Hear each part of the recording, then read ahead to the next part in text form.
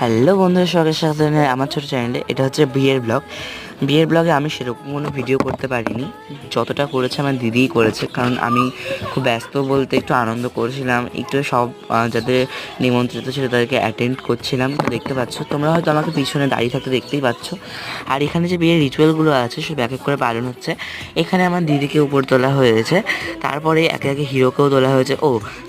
আমার জামাইবাবুকে আমি ভালোবেসে হিরো বলি।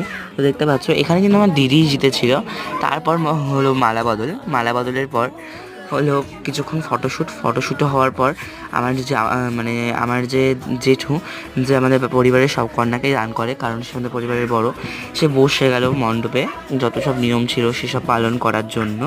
তারপর একে একে যত সব জামাই ছিল সব জামাইদেরকে ডাকা হলো, জামাইরা যা নিয়ম ছিল পালন করলো। এখানে সব জামাইদের দেখাতে পারিনি, কারণ 1 মিনিটের ভিতরে সব দেখানো মানে সম্ভব না। তো এখনের জন্য বাই বাই, দেখা হবে নেক্সট ভিডিওতে।